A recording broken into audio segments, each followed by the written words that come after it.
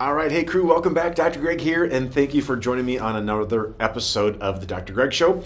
What do I want to be? I want to be a truth teller. I want to be curious with you. I want to give you some tips and tricks.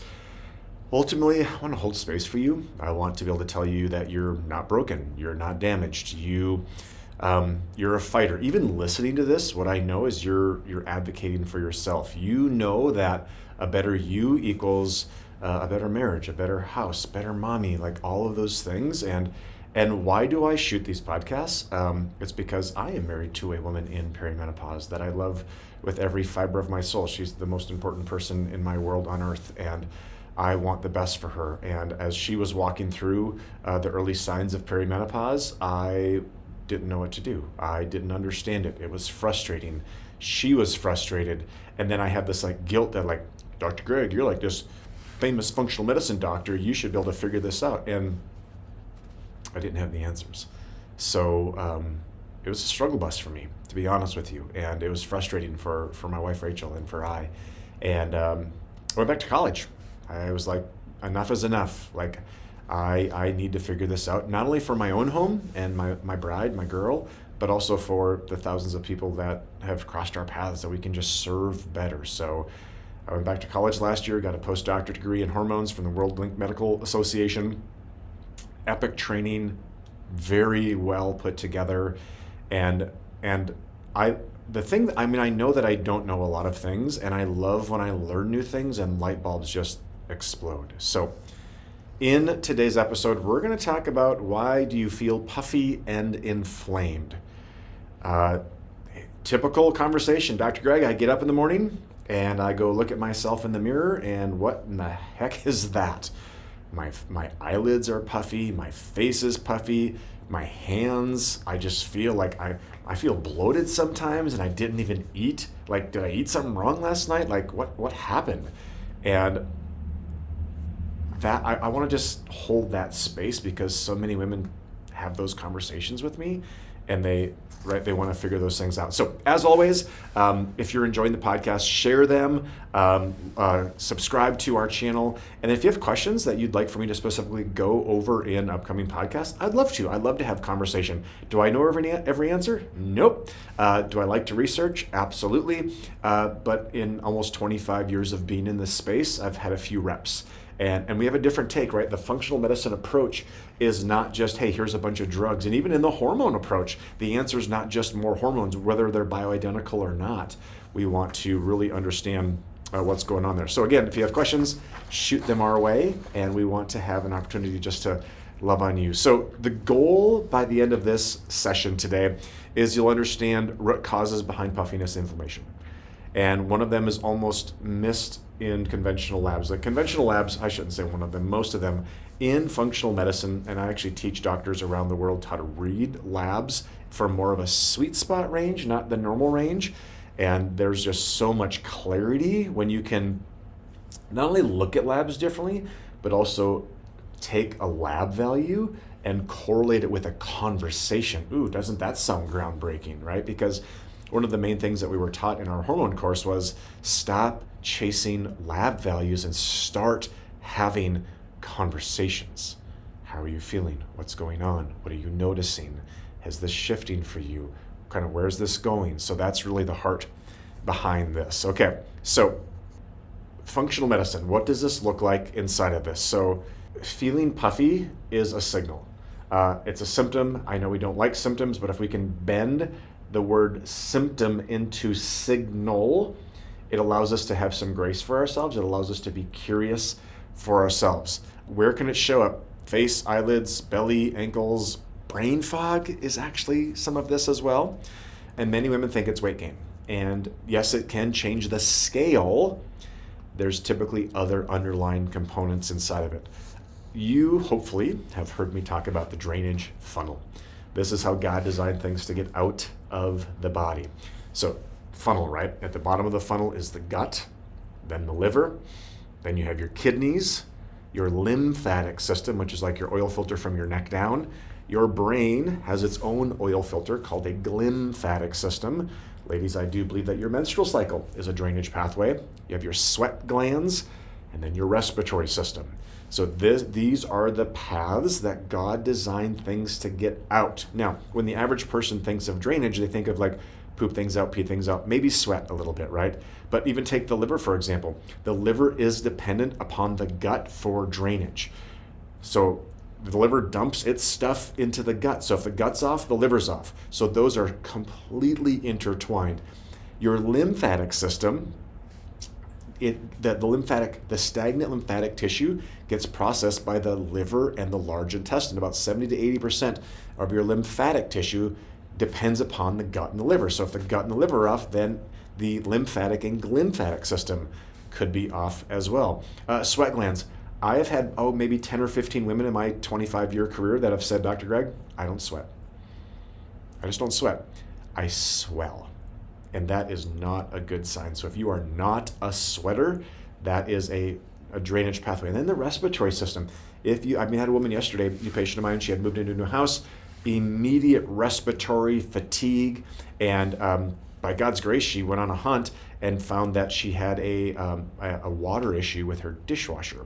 So did the mold remediation, got a new unit, cleared things up, and it was much better. But that was a respiratory component there as well. So we have to be thinking about drainage, so especially the lymphatic system, right? If fluid stagnates or doesn't move the way that it's supposed to, it will sit and there's puffiness that goes inside of that. Hormonal shifts, especially that darn thing called estrogen, can really affect fluid retention and vascular flow. So here's even a piece of research, 2022 review in Frontiers in Immunology found that impaired lymphatic flow significantly increases systemic inflammation by reducing the clearance of immune mediators. Think of that in just for a millisecond here. Think of when I see the word immune mediators, I actually think autoimmunity, which is so stinking common right now. It continues to say this contributes to swelling, fluid retention, and tissue irritation, and especially in women whose hormonal shifts affect vascular tone. So that's the drainage funnel. Next thing, blood sugar swings. Blood sugar has a huge component and association with these aspects. So this is probably one of the more important parts that women don't connect with this. Elevated insulin tells the kidneys to retain sodium. So sodium pulls in water and we're puffy. It's a protective mechanism, ladies. Elevated insulin tells the kidneys retain sodium. Sodium stores water, okay? High blood sugar then, so we have this thing called glycation, which also causes more inflammation. So again, we're looking at fasting insulin levels. Fasting insulin 2 to 5 is the sweet spot, the optimal range. And then we have to look at things like fasting glucose and hemoglobin A1C and aspects like that. Study in the Journal of Clinical Investigation demonstrated that intermittent glucose spikes increase inflammatory cytokines within hours, contributing to fluid retention and systemic inflammation. Now, I want to continue on this because I spoke about this in the last episode. Next week, I'm teaching a continuing education seminar to a bunch of physicians talking about how cytokines and inflammatory pathways are actually linked not only to, like for example, here we're talking about insulin, but we're also then talking about toxicity and underlying infection. Please do not skip over toxicity and infection. Now, toxicity testing, respectfully, is not very good. It's urine testing unless you do proper dosages or challenges. They're just not great. Now, here's what I can tell you, because I've been doing this for almost 25 years. If you live in America and or the world, you've been exposed to toxicity.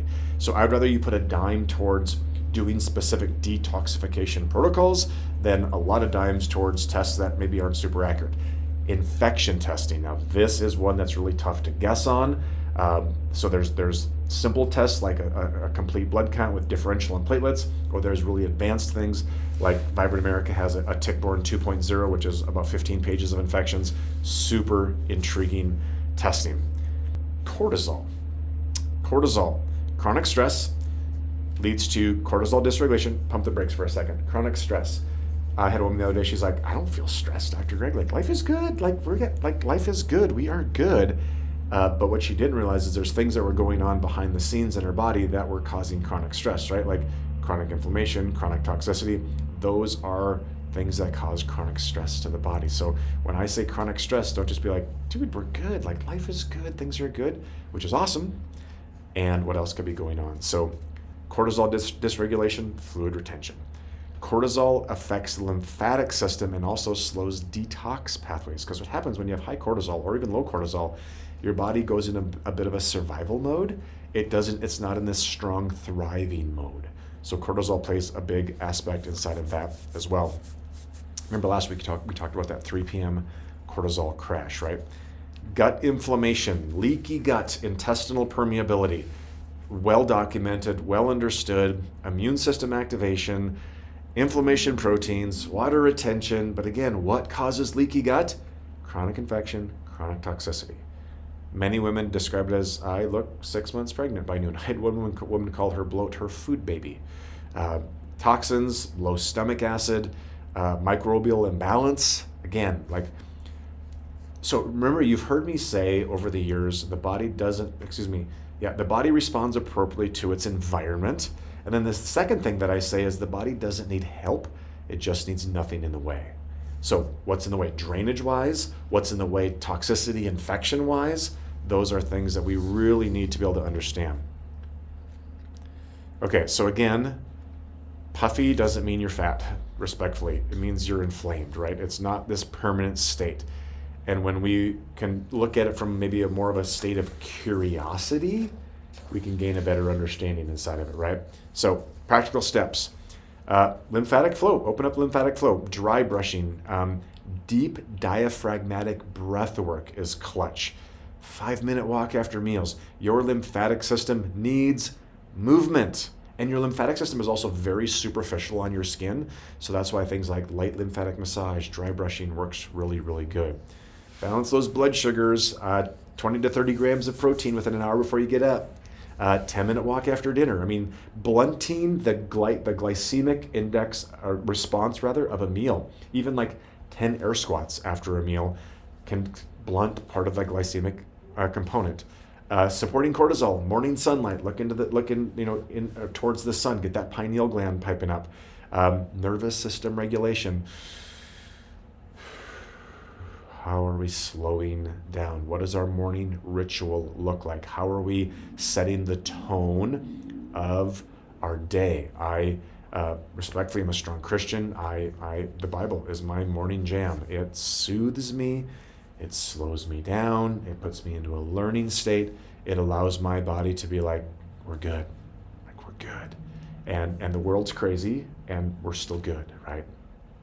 And then nourishing the gut. I think it's really important to run testing to see what's going on. We know there's toxicity.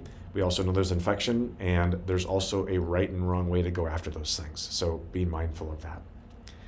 All right, crew, takeaways today. Puffiness is a message, not a mystery, right?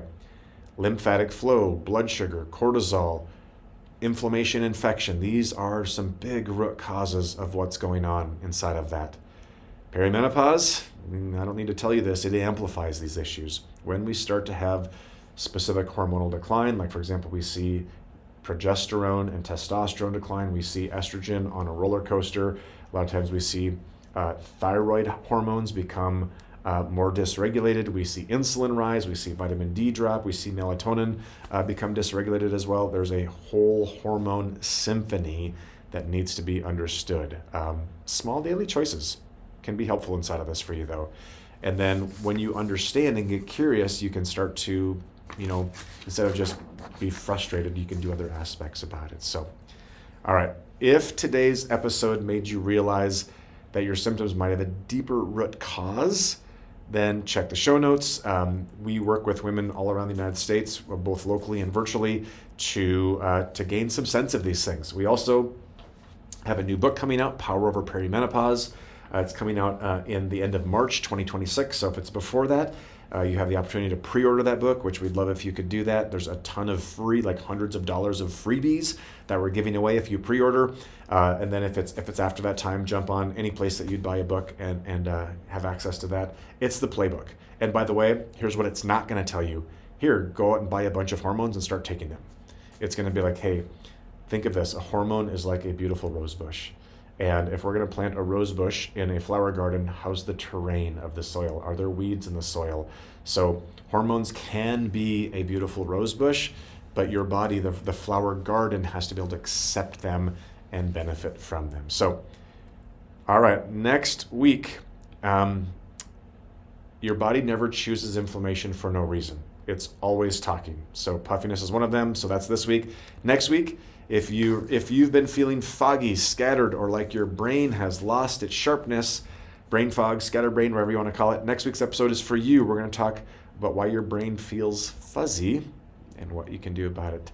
Stay tuned. It's an honor to spend time with you, serve you, send questions, subscribe, share this with others. Have a great day. God bless you.